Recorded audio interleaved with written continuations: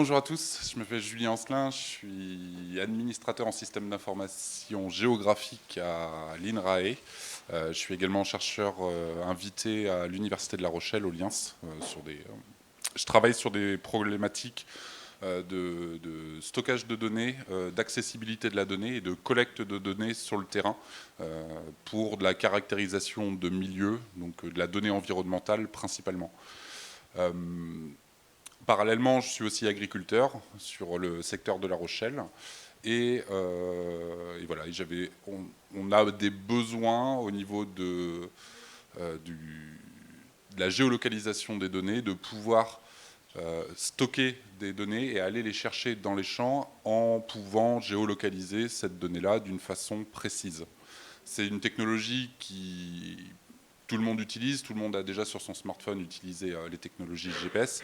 Là, on va parler de technos qui ne sont pas forcément utilisables avec les puces GPS parce qu'elles sont trop petites ou pas assez puissantes pour pouvoir avoir ces niveaux de précision-là.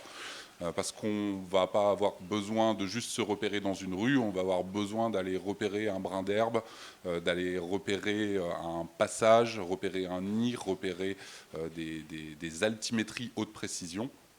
Et ça demande d'avoir du matériel spécifique, souvent très coûteux dans le commerce, donc avec plusieurs zéros derrière. Et c'est des technologies qui sont assez compliquées. C'est un peu l'équivalent de si on conduisait une 2 chevaux ou une Ferrari, grosso modo, au niveau du confort de conduite. Donc le GPS classique est très simple. Là, on va parler de technologies qui demandent beaucoup plus de technologie derrière. Et voilà. L'idée, c'était justement sur ce projet, donc qui s'appelle Centipede, d'avoir de la géolocalisation haute précision accessible à faible coût, tout en gardant cette haute précision, et qu'elle soit accessible à tout un chacun pour être utilisée, et que cette technologie et son prix ne soient plus un frein pour son utilisation. Que ça soit en utilisation pour de la géolocalisation au niveau expérimental, mais aussi au niveau géolocalisation et autoguidage des tracteurs, suivi de la biodiversité. Les cas d'usage pour ce type de récepteur GNSS, donc là, je n'ai pas mis de petit humain justement avec son téléphone portable, mais ça va être pour les gens avec les gens avec qui je travaille, de travailler sur l'étude de la mer en rajoutant en plus sur ce positionnement des capteurs pour pouvoir avoir des données sur la salinité, la turbidité. On va travailler sur des bateaux connectés ou des drones connectés en mer, justement pour aller faire de la captation collaborative ou de la captation pour faire de l'analyse de qualité d'eau. On va avoir toute la partie qui se situe ici, qui est très répandue. Donc il y a les géomètres qui l'utilisent, tout ce qui va être bornage et référentiel pour pouvoir faire des cartes haute précision. Vous allez avoir tout ce qui est drone volant aussi, qui va utiliser potentiellement cette technologie. Les animaux qui peuvent être connectés pour étudier du comportement. Tout ce qui est mobilité, donc au niveau transport, au niveau cartographie routière. Donc quand vous utilisez des cartes, les routes ont besoin d'être calées avec haute précision pour être sûr que votre système de navigation vous donne la bonne direction et que vous ayez une information disponible. Et le cas d'usage que je vais prendre comme exemple, c'est l'autoguidage agricole, qui rassemble un peu toutes les problématiques techniques et économiques et qui permettent d'avoir une vision d'ensemble et comment améliorer ces solutions-là. Donc, quelques chiffres déjà au niveau agricole. Il faut se dire que moins de la moitié des agriculteurs utilisent des récepteurs GNSS sur des tracteurs. 80% de ces agriculteurs-là achetant ces systèmes GNSS les achètent auprès de fournisseurs de matériel. Donc ce n'est pas des gens qui sont formés à l'appropriation de cette technologie, c'est vraiment des gens qui vont au supermarché, grosso modo, enfin, chez des concessionnaires agricoles, acheter un matériel et l'utiliser. Ils n'ont pas forcément de formation technique pour pouvoir comprendre comment ça fonctionne derrière. Donc même si c'est une technologie qui est très restreinte au niveau du nombre d'utilisateurs, c'est des usages qui sont plutôt fréquents et il y a des grandes variabilités selon les régions, les filières et l'accès au réseau. Au niveau de l'utilisation, on peut voir que c'est en grande culture que c'est utilisé majoritairement, donc on a des systèmes pour automatiser justement les tracteurs. Au maraîchage aussi, dans le maraîchage, pour avoir une agriculture de précision, pour par exemple être capable de biner en automatique autour de salades, donc il va falloir vraiment avoir des choses très très précises. Et un petit peu moins en arboriculture. On le retrouve un petit peu plus en viticulture au niveau de la traçabilité des interventions.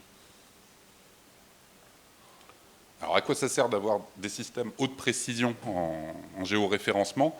Alors déjà pour l'agriculteur ou pour les autres utilisateurs, ça a un confort de travail et un gain de temps. On a moins de fatigue, on peut faire des travaux de nuit, ça facilite le travail. On n'a pas besoin de se concentrer plus que ça, on sait que son matériel va être autoguidé tout seul. Pareil pour quelqu'un qui fait un relevé sur le terrain, on sait que le point qu'on va prendre va être avec précision. On n'a pas besoin de calcul supplémentaire pour pouvoir le faire en temps réel.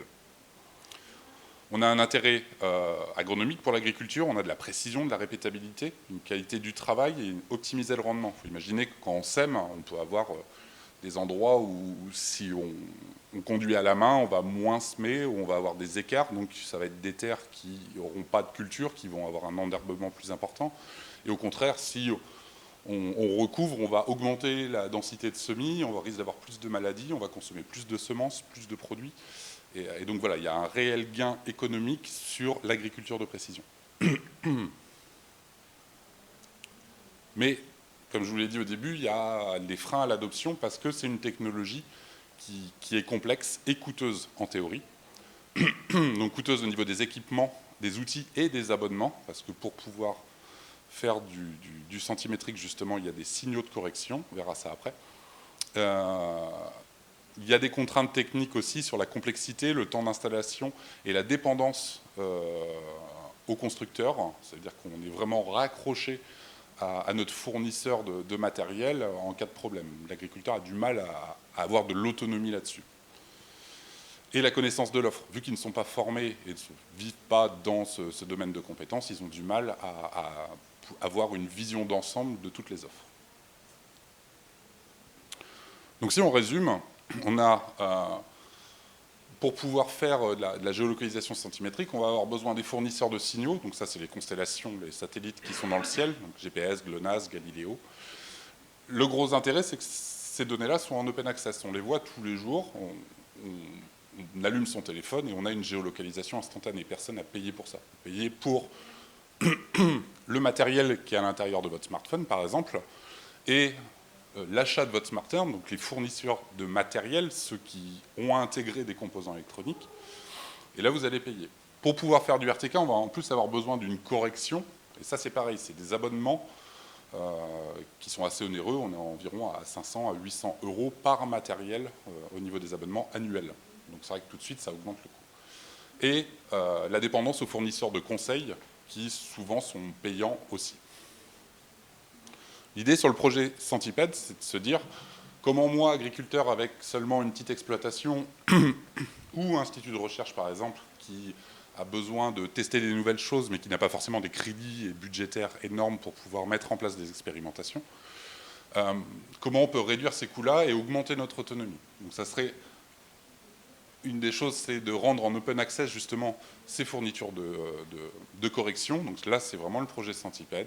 Fabriquer une couverture nationale avec des bases de correction pour pouvoir atteindre justement cette précision centimétrique. Travailler sur l'open source et l'open hardware pour avoir des matériels qui peuvent être réparables, interopérables ensemble, ouverts, et que les gens puissent intégrer ces solutions-là sans avoir besoin de réinvestir entièrement sur du matériel neuf. Et fournisseur de conseils, c'est que toute la documentation, tous les codes et tous les plans doivent être accessibles librement pour pouvoir en bénéficier, se former, s'auto-former et pourquoi pas même contribuer à l'amélioration de ces systèmes. Alors je vous parle de système de géolocalisation haute précision, comment ça marche. Donc vous avez les satellites qui sont autour de la Terre. Donc on a plusieurs constellations, donc des Chinois qui ont lancé les satellites. c'est Baidu. GPS, que vous connaissez, c'est la constellation américaine. Galileo, la constellation européenne. Donc, qui sont présents en continu. Voilà, on a environ 30 à 40 satellites qui tournent en continu autour de la Terre et qui nous envoient des signaux pour pouvoir se géolocaliser. Le problème, c'est que ces signaux, quand ils rentrent, et avant d'arriver à nous, pour pouvoir les capter, traversent des couches atmosphériques, ce qui retarde l'arrivée de ces signaux et qui entraîne une perte de précision de la géolocalisation. Il faut savoir qu'une erreur temporelle de 8 millièmes de seconde sur le signal entre son départ et son arrivée entraîne une différence d'1 mètre en géolocalisation au sol. Donc en fonction des conditions météo, on peut avoir des grandes diversités et donc d'avoir des systèmes de positionnement qui peuvent aller de 3 à 5 mètres, voire 15 mètres, et surtout pas de répétabilité. On ne peut pas revenir exactement à l'endroit où on a mesuré, juste en utilisant ces technologies-là. Le système DGNSS, c'est un système avec un autre satellite qui s'appelle SBAS qui reçoit des informations du sol pour avoir déjà une première correction, donc ce qui nous permet de descendre à 50 cm. Mais ce qui va nous intéresser, c'est descendre au centimètre près. Donc c'est la technologie RTK, donc cinématique temps réel, Real Time Kinematic, qui se base sur un procédé quasiment identique au DGNSS, mais qui est beaucoup plus local.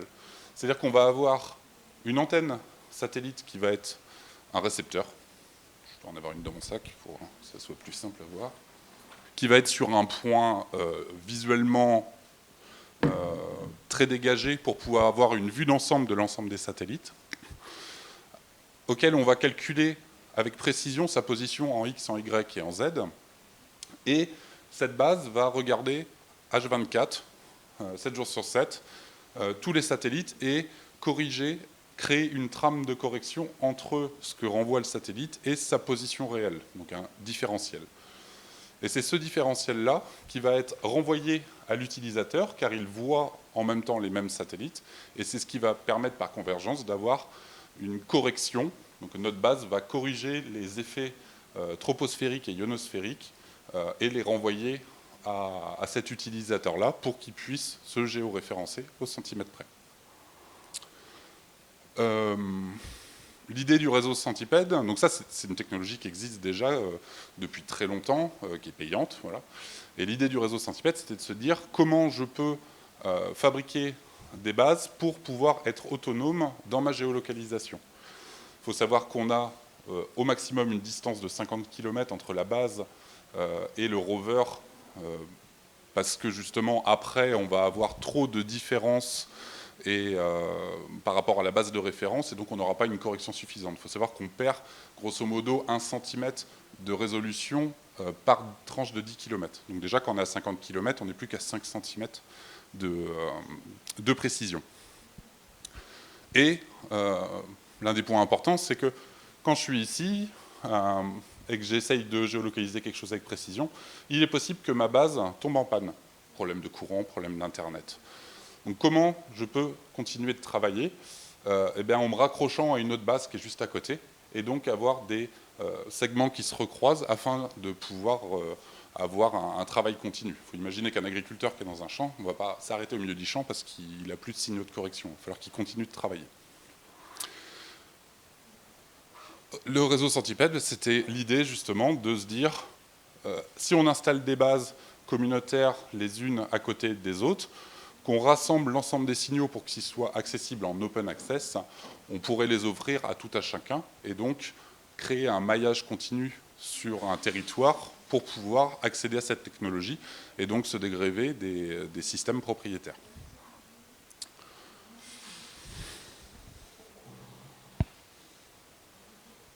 Donc je vous parlais des bases.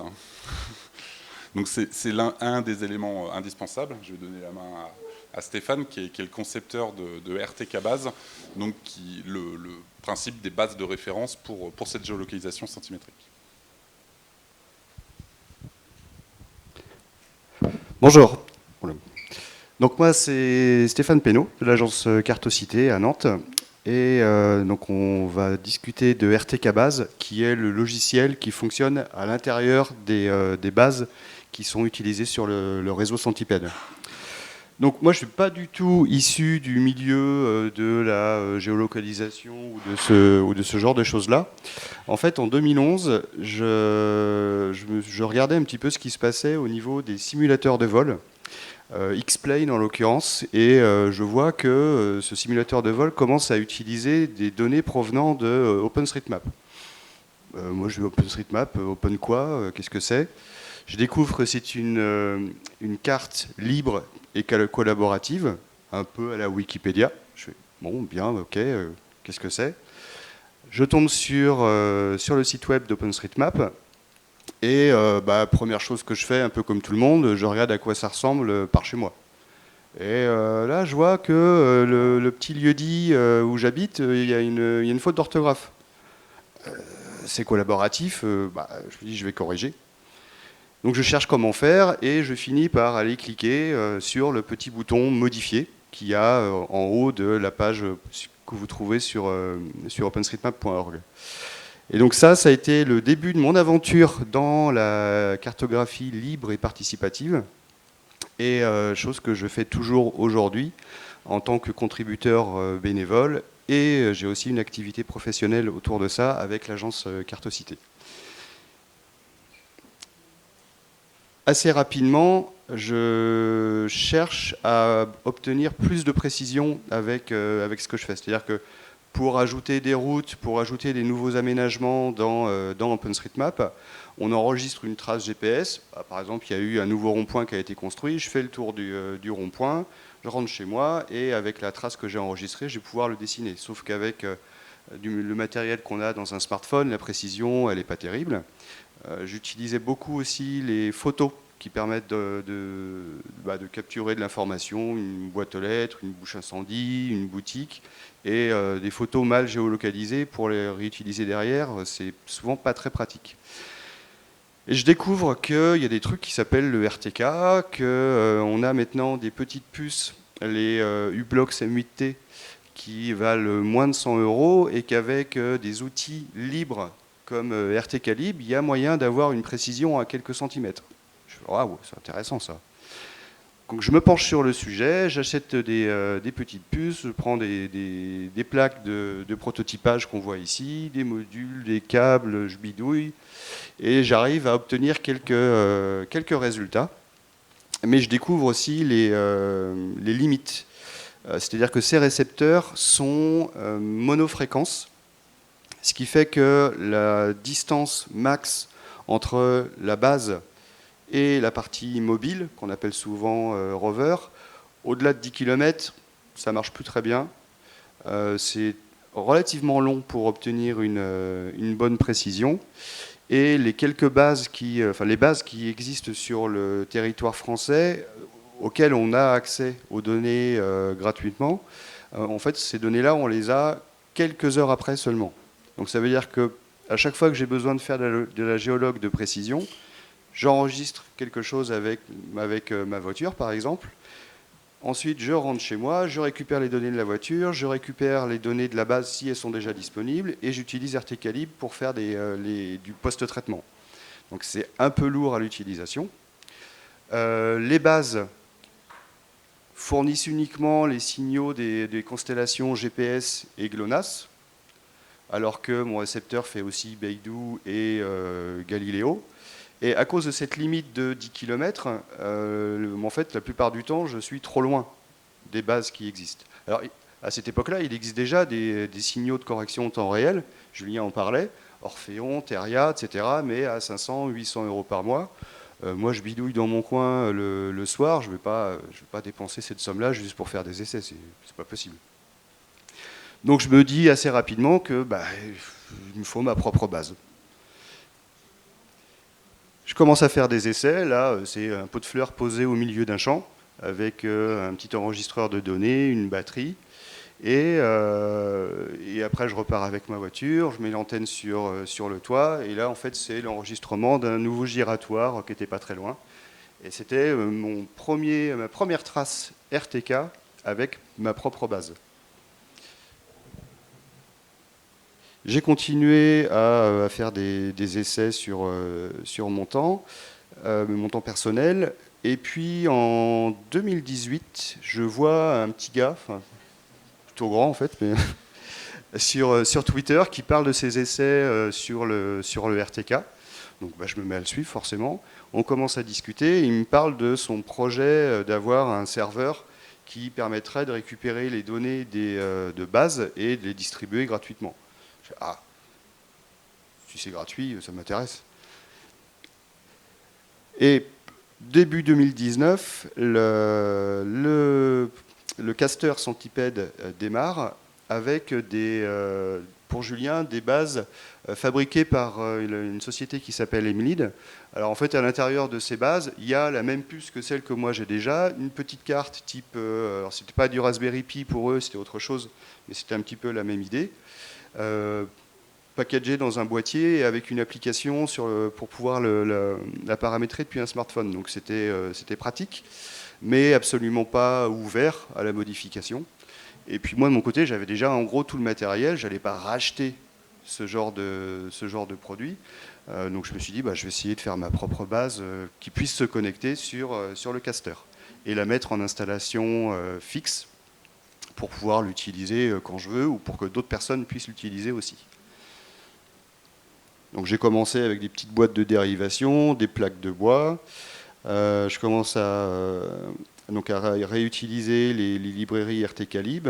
Et courant 2019, j'ai ma première version de RTK base qui fonctionne. Mais tout se passe en ligne de commande. Et la ligne de commande, c'est pas le truc le plus ergonomique. Il y a la plupart des utilisateurs qui savent même pas utiliser ce genre de choses. Donc bon, de toute façon, je fais ça pour moi, donc en soi, c'est pas forcément très très grave, quoi. Je me débrouille. Toujours en 2019, quelque chose qui va pas mal changer la donne, c'est que je vous disais qu'on était avec des récepteurs monofréquences jusqu'ici. Et en 2019, u-blox sort la puce F9P, qui elle est multifréquence, donc 2 fréquences, et qui permet d'avoir une ligne de base, donc la ligne de base, la distance entre la base et la partie mobile, qui peut aller à 30, 40, 50 km. Donc là, ça veut dire qu'on a besoin de beaucoup moins de bases. Ça implique aussi que le temps avant d'obtenir une position précise, c'est plus de 3 minutes, c'est quelques secondes. Ça commence à être très très intéressant et c'est à bas coût. De mémoire, avant le F9P, un récepteur multifréquence, c'était minimum 1000 €, minimum. Et là, le F9P, quand il est arrivé sur le marché, c'était 200 €. Donc ça commençait à être vraiment envisageable. De mémoire, j'ai assez rapidement investi dans cette puce F9P pour la mettre dans une base. Et j'ai repackagé ma base dans un boîtier qui était étanche et plus facile pour l'installation. De son côté, Julien voit ce que je fais avec mes bricolages et se dit que pour Centipede, qui est un projet libre, avoir des bases libres, ça serait pas mal. Donc il s'intéresse à ce que je fais, il crée une image directement flashable pour Raspberry Pi pour simplifier l'installation. Et l'INRA, fin 2019, l'INRA finance 12 bases qui fonctionnent avec RTK base. Donc là, on en voit une partie. Mais ça reste de la ligne de commande à ce moment-là. Et ce qui fait que les gens qui se lancent sont un petit peu connaisseurs et intéressés. On n'est pas encore dans de l'adoption généralisée. On arrive en 2020, avec notre fameux Covid. Confinement, tout le monde à la maison, moi de même. Mon travail normal dans le milieu de l'audio, il est totalement au ralenti. Et sur la cartographie autour d'OpenStreetMap aussi. Et donc je me retrouve avec un peu de temps devant moi. Je m'étais construit un sac à dos que vous voyez là sur mon dos qui me permet de faire de la collecte de photos 360 degrés avec plusieurs caméras. Et je pouvais le contrôler avec des boutons et un petit écran LCD qui est dans la boîte que j'ai dans le dos. Et c'était pas toujours super pratique à utiliser. Je me suis dit, si je pouvais faire ça depuis le smartphone, ce serait quand même mieux. Donc j'apprends à utiliser une genre de librairie qui s'appelle Flask pour ceux qui connaissent, qui me permet de faire une interface web pour contrôler mon sac à dos depuis mon smartphone. Donc je passe une semaine ou deux pour faire ça. Ça fonctionne, je suis content, et on est toujours en confinement. Et là, je me dis, mais pour les bases, je pourrais faire la même chose. Ça serait vachement plus pratique que la ligne de commande. J'en discute un petit peu avec Julien, et je lui dis, ouais, je pense qu'en 2-3 semaines de boulot, je devrais pouvoir faire une interface web pour RTK Base.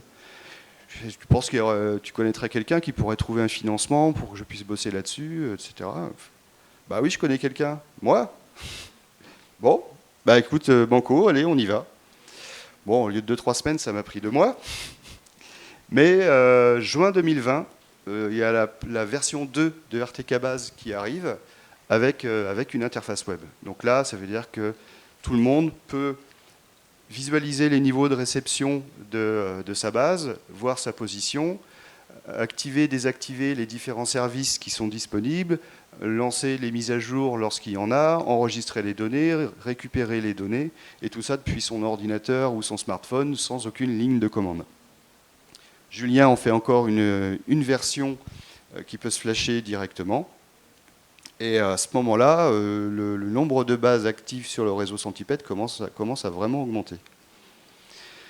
En parallèle, pour la partie matérielle des bases, si vous allez sur doc.centipede.fr, vous avez le listing de toutes les pièces qui sont nécessaires pour en fabriquer une, mais il faut aller piocher les différents éléments chez plein de fournisseurs différents.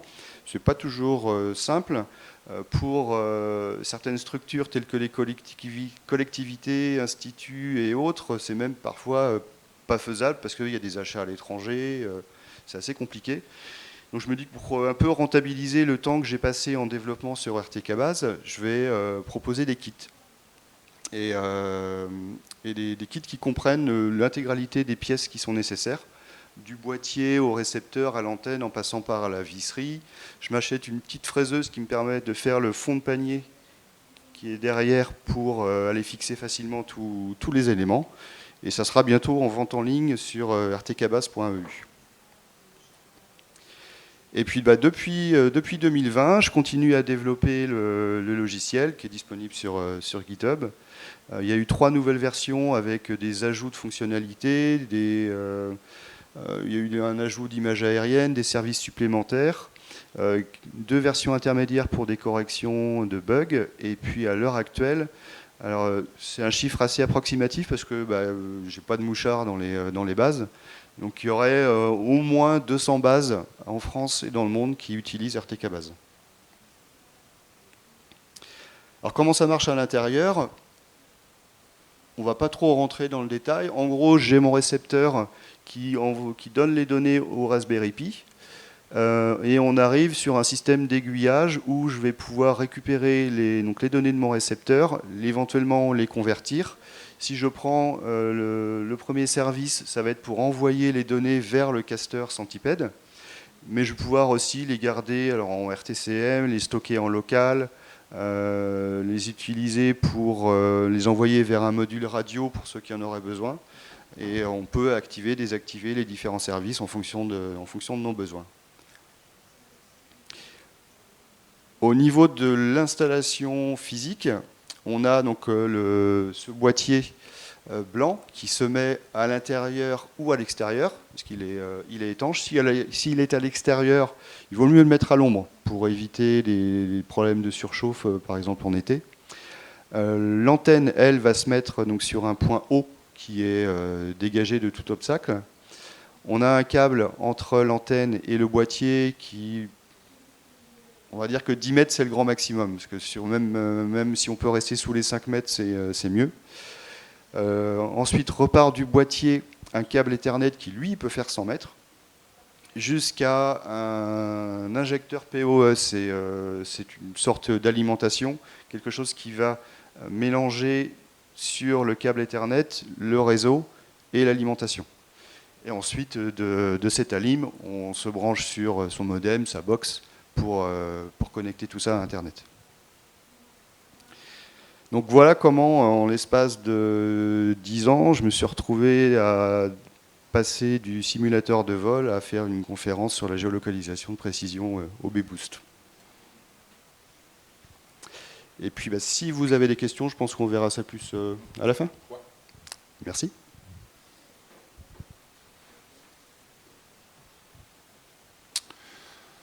Donc toutes les informations sont dispo sur le GitHub de Stéphane au niveau du code, de la méthodologie. En parallèle, il y a une documentation générale pour le projet Centipede qui redonne voilà, la liste de courses et toute la méthodologie.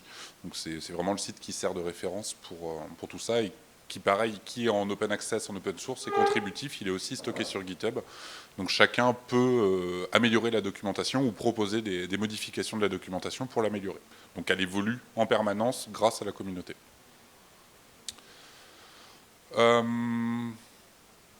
On a une l'antenne, au niveau du positionnement, on a besoin de la placer dans un espace très dégagé. Ça, c'est l'antenne qui est sur l'université de La Rochelle, pour qu'elle ait vraiment une bonne visibilité. Je vous avais dit qu'on avait besoin de calculer avec précision la position de l'antenne.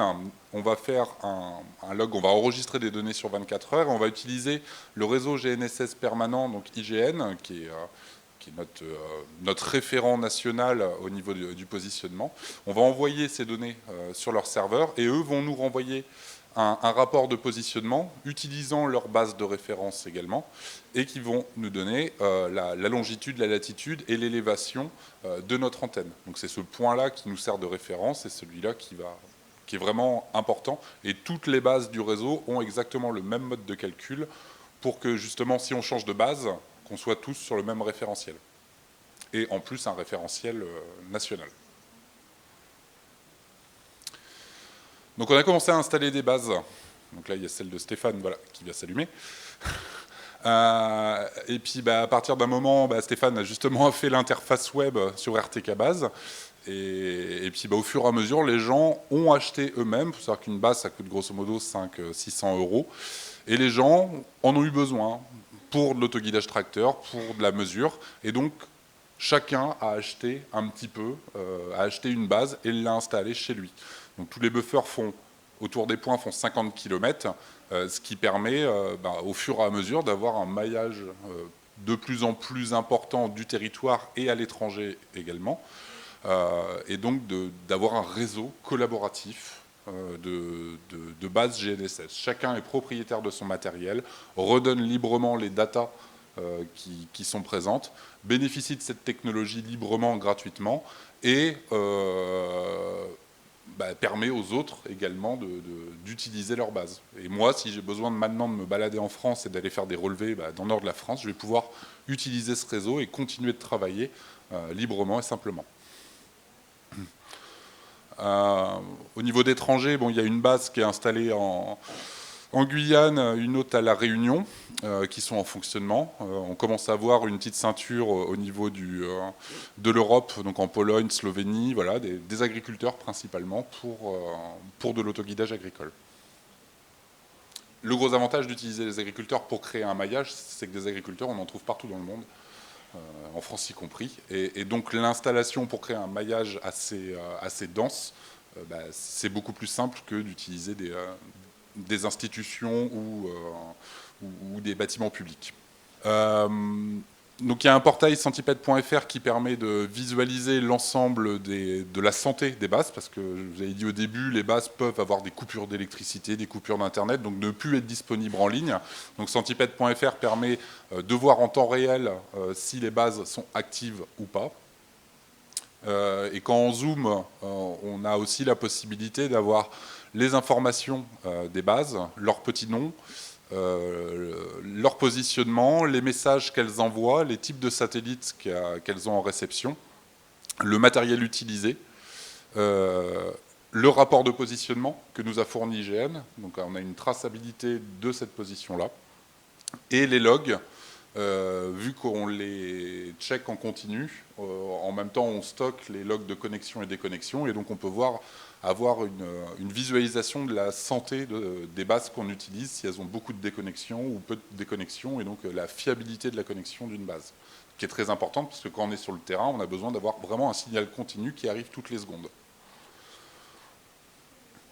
Au niveau de l'évolution, Stéphane en va parler rapidement, vous l'avez vu sur l'animation.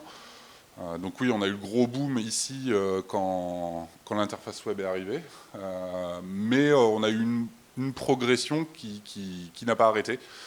Donc là, on est à 194, mais c'était les dates au 22-09. Et voilà, aujourd'hui, on est à 200 bases. Il y en a certaines qui sont inactives depuis un moment, donc voilà, mais on est autour de 200 bases.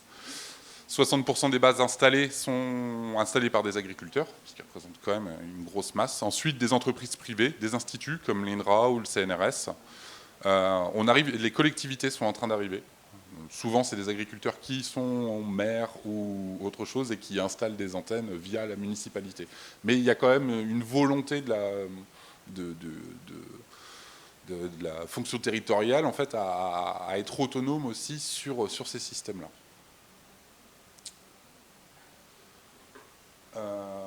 Donc ça, c'était partie base. Côté rover, c'était pareil, on a besoin d'aller sur le terrain pour aller faire des mesures. Comment on fait pour être autonome au niveau de ces mesures? Donc en achetant les mêmes types de composants, en les assemblant, donc soit en les soudant, soit en faisant juste de l'assemblage avec des câbles USB, et donc d'être capable de fabriquer son propre récepteur afin d'aller faire des collectes de données sur le terrain. L'un des prototypes que j'ai monté, c'est quelque chose qui est très léger, qui sert vraiment pour la mobilité, qui se met derrière son téléphone ou ailleurs, hein, voilà, où on peut brancher n'importe quel type d'antenne, et avec ce système-là, mon téléphone, d'un seul coup, devient avec une précision centimétrique. Donc, je vais pouvoir utiliser des applications comme Google Maps, mais avec une précision centimétrique. Google Maps, c'est pas bien. OpenStreetMap, pardon. J'ai eu un petit bug. Et on sait ce qu'il y a à l'intérieur. Donc s'il y a un composant qui casse, on change que le composant, on n'est pas obligé de changer l'ensemble du système, voire même le boîtier est imprimé en 3D, en injection plastique. Donc on peut reprendre ce boîtier-là qui est disponible en open et le modifier, rajouter des choses et refaire son propre système de géolocalisation. Au niveau des cas d'utilisation, c'était la première diapo au début, donc les principaux, c'est les agriculteurs. Pourquoi? Pour travailler, tout simplement. Donc là, toutes les photos que vous voyez, c'est des gens qui vraiment utilisent RTK, qui utilisent le réseau Centipede. Donc soit pour du travail du sol, pour de la moisson. En même temps qu'on travaille, on a de la donnée centimétrique qui peut être collectée. Donc à partir de ces données, on est capable de refabriquer par exemple des cartes en 3 dimensions des parcelles. Donc pouvoir travailler sur des écoulements d'eau, des aménagements. Voilà, il y a tout un tas d'utilisations avec cette donnée. On sache qu'un agriculteur va passer plusieurs fois dans son champ, donc on va avoir des recroisements, on va pouvoir voir de l'évolution. Et donc on va pouvoir avoir une analyse fine du territoire avec une répétabilité dans le temps. Donc il y a un autre projet en parallèle qui s'appelle AG Open GPS. Donc là c'est mon tracteur qui, voilà, sur l'idée, je suis capable de me géolocaliser tout seul en haute précision. Le projet AG Open GPS permet aussi de fabriquer son autoguidage avec cette technologie-là et donc d'avoir un tracteur pour un coût modique qui est 1000-1500 € au lieu de 20-25 000 si on l'achète dans le commerce, pour avoir un tracteur en totale autonomie ou quasi totale autonomie afin d'automatiser les tâches agricoles. Ça, c'est encore un autre agriculteur qui utilise justement Centipede et en plus a d'autres matériels derrière. Par exemple, là, il est en train de semer, son tracteur est autoguidé au centimètre près et derrière, il a un semoir avec guidage optique qui est capable de reconnaître les rangs des cultures et de semer entre ces rangs. Donc on arrive sur de l'agriculture de très haute précision et qui permet, voilà, d'avoir des choses, quand on parle de stockage de carbone ou des choses comme ça, c'est des outils qui permettent justement de changer de type d'agriculture et d'avancer plus loin sur une agriculture résiliente. Autre projet en ce moment que je porte, c'est le projet Physalia qui permet d'établir des dynamiques côtières et hydrologiques Donc c'est utiliser cette technologie centimétrique. Là, on va s'intéresser surtout au Z, donc à l'altimétrie, l'élévation ou l'altimétrie. Et donc là, on va être capable de mesurer des vagues, mesurer des hauteurs d'eau et avoir une meilleure compréhension des phénomènes de montée des eaux, d'aménagement hydraulique en proche littoral. Nous, on est assez sensible ici suite aux tempêtes Xynthia qu'il y a eu il y a quelques années. Et donc, il y a beaucoup de projets de recherche justement sur une meilleure compréhension de l'océan avec toutes les évolutions futures qu'il va y avoir. Donc là, c'est pareil, c'est un amas de composants achetés dans le commerce branchés, il n'y a quasiment pas de soudure, avec une connexion 4G en plus, et on a des bouées autonomes qu'on arrive à sortir pour 600 €, alors que dans le commerce, voilà, on aurait facilement 1 zéro de plus. L'IUM, en autre exemple, l'Institut universitaire européen de la mer, qui est situé à Brest, donc a installé un réseau d'antennes centipèdes. C'est pour ça que tout le nord, tout l'ouest Bretagne est couvert. Donc finance des antennes de référence et ensuite finance des matériels de levée, donc un peu comme le mien, mais là on est sur d'autres types de matériel, mais toujours en open hardware, et mesure les plages. Et on crée un protocole et une méthodologie et diffuse et distribue ces matériels aux collectivités. C'est-à-dire qu'un institut applique une méthode, diffuse aux collectivités. Ces collectivités-là vont aller faire eux-mêmes leurs mesures et la donnée ensuite est centralisée afin d'étudier l'érosion côtière à l'échelle d'un territoire. Donc c'est un partenariat privé-public et voilà, parce que les matériels aussi sont fabriqués par du privé. Stéphane a parlé au prix de StreetMap. Donc l'intérêt justement de pouvoir faire de la cartographie haute précision, il raconterait mieux l'histoire que moi, mais voilà ce rond-point-là, donc vous voyez la trace en violet qui est présente. Il y a 15 traces superposées. Il y a 15 traces superposées, donc qui sont exactement au même endroit. Il faut qu'ils roulent au même endroit, après c'est toujours la limite. Mais en fait la trace a été faite avant la photo. Voilà. Donc le rond-point a été créé. Là, il n'y avait pas de photo satellite parce que le rond-point était trop neuf, les satellites n'étaient pas passés encore. Et donc il y a eu moyen de faire cette cartographie avant d'avoir des données visuelles vue du ciel. Et plein d'autres cas d'utilisation. Après, c'est chacun qui peut utiliser le centimètre comme il le veut. Je me suis amusé, c'était sur un projet à La Réunion, de juste prendre le GPS, il y avait un dessin sur la table, de suivre le dessin et donc de reproduire un dessin. Je l'utilise sur certains projets pour faire du tracking d'animaux, pour comprendre le comportement au champ, savoir combien de fois boivent, où vont manger, de quelle façon. Il va y avoir tous les levées de géomètres ou de topographie. Donc les gens qui partent arpenter le paysage dans un but professionnel ou de contribution OpenStreetMap pour aller faire de levées haute précision. Les vols de drones, donc les drones commencent à être équipés justement de systèmes comme ça, c'est-à-dire qu'ils n'ont plus besoin de faire de post-traitement et les photos sont directement enregistrées avec une coordonnée très précise. Donc il y a une limitation du temps de travail a posteriori et une facilité in situ parce que sinon ils sont obligés de poser des cibles au sol et d'aller mesurer chaque cible et ensuite en post-traitement de prendre toutes les images des drones et les recorriger. Donc ça permet vraiment d'avoir un gain de temps assez immense. Les drones RTK sont encore très chers, mais justement déjà le fait de ne plus avoir de signaux de correction à payer permet quand même de limiter ça. L'exemple de la société Syslor qui fait des relevés de tout ce qui est sous le sol, donc tout ce qui est tuyaux d'eau, électricité, et qui est relevé pareil au centimètre et qui permet via des interfaces sur son téléphone de faire de la réalité augmentée à l'intérieur en se promenant. Donc on est capable de voir ce qu'il y a sous la route à l'endroit précis où on est en train de regarder en temps réel. Et voilà, donc là, quelques liens.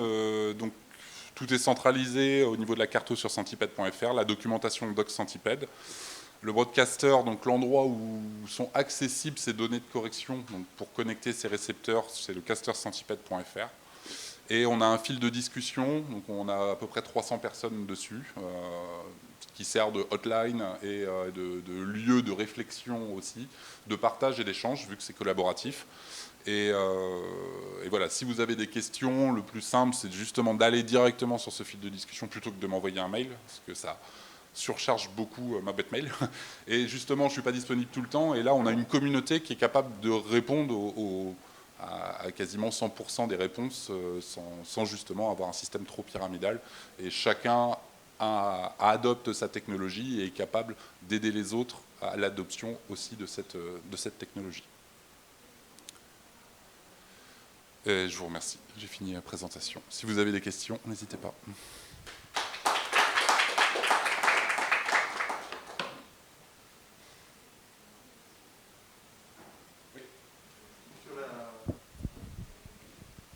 Oui, on doit poser les micros quand vous posez des questions. Donc félicitations pour le travail effectué et puis la dynamique qui est engagée, c'est remarquable. Question sur les utilisateurs en agriculture, c'était des gens qui étaient déjà équipés et qui sont de solutions propriétaires et qui sont passés avec une antenne ou c'est des gens qui sont équipés dans le même temps de la base et du rover. Les premiers, enfin, le premier noyau dur qui est arrivé, c'est des gens qui avaient un besoin total d'autonomie. C'est-à-dire qu'ils ont eu une entrée un peu comme moi. Je veux un tracteur qui conduise tout seul. Donc je me tourne vers ce projet AG OpenGPS pour construire ça, mais je veux du RTK, donc je vais aussi monter une base pour avoir un ensemble cohérent. Ça, c'était un peu l'année dernière, la première mouvance. Et c'est encore le cas, en fait. Souvent, les gens achètent la base parce qu'ils ont un village. Malgré tout, on a quand même déjà des gens qui ont déjà investi dans des systèmes propriétaires depuis longtemps, chers, qui ne vont pas repasser sur un système complètement ouvert. Donc on a eu un gros travail avec Stéphane, c'est aussi pour calibrer les bases pour que n'importe quel récepteur propriétaire puisse utiliser le réseau. Ça a été pas mal de travail pour justement comprendre les petites subtilités du matériel propriétaire pour adapter notre réseau. Et tout en le laissant libre en plus. Voilà. Donc voilà, après les gens ont vu que ça fonctionnait avec du matériel propriétaire et dans ce cas-là se sont dit je peux installer une base chez moi, je pourrais continuer d'utiliser mon matériel propriétaire. Donc il y a les deux. Et maintenant on est compatible avec tout quoi en fait. Enfin, il n'y a pas de matériel qui ne fonctionne pas voilà, où on trouve tout de suite la solution quoi, ou assez rapidement. J'aurais deux questions. La première sur le rover que vous avez présenté. Est-ce qu'il est également donc, disponible, comme ce qu'a fait Stéphane pour sa base, à l'achat, en kit, ou bien est-ce qu'il faut donc commander tous les composants soi-même? Et la deuxième question, c'est au niveau du travail européen. Donc là, c'est un résultat français que vous nous avez présenté qui est très, très intéressant. Et est-ce que vous avez des coopérations au niveau européen pour développer donc, ce système au niveau européen? Alors, au niveau des rovers, je vais aller sur la doc, ça ira plus vite. Donc sur la documentation, vous pouvez fabriquer une base RTK avec tous les tutos. Il y a aussi fabriquer un rover RTK. Alors, on est vraiment dans le bricolage et l'utilisation. Donc là, c'est vraiment matériel. Vous allez avoir la liste de courses en fonction du type d'antenne que vous voulez utiliser, les matériels à acheter, tout ce qui va être configuration du matériel. Donc il y a un petit peu de choses à faire. Et l'assemblage. Donc l'assemblage, oui, il y a des fils à brancher. On peut imprimer en 3D, donc les fichiers sont aussi disponibles. Voire on met juste du scratch et on l'assemble soi-même. Ça dépend de son besoin. Après, je comprends tout à fait le besoin des gens à avoir besoin d'acheter un pack tout prêt parce qu'ils n'ont pas besoin de fonctionner. Là, justement, il y a des entreprises privées comme Stéphane qui proposent justement l'achat-revente de solutions clés en main pour un équipement instantané. Ça répond au niveau collaboration avec l'Europe. C'est un réseau collaboratif en fait. Donc, je reçois des demandes. D'un seul coup, j'ai reçu une demande d'un Allemand qui avait acheté tout le matériel, qui avait suivi le tuto avec Google Traduction et qui l'a mis en place. Chose qu'on n'a pas fait, mais volontairement, je n'ai pas encore traduit la documentation en anglais.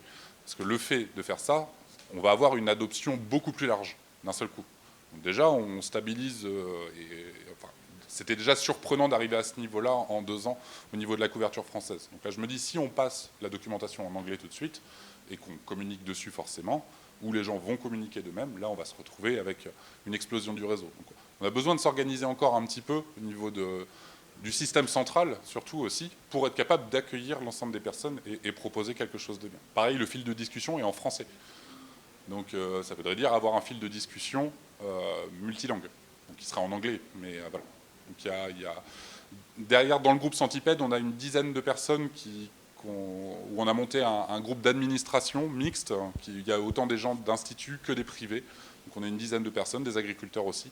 Et là, justement, on a des réflexions sur l'avenir, qu'est-ce qu'on va mettre en place. Voilà. Ce n'est pas à moi de le décider tout seul, c'est un géo commun, donc il faut qu'il y ait une décision collégiale là-dessus. D'autres questions ? Donc pour rebondir là-dessus, il y a une réflexion sur la gouvernance autour du projet Centipède. Oui, bien sûr.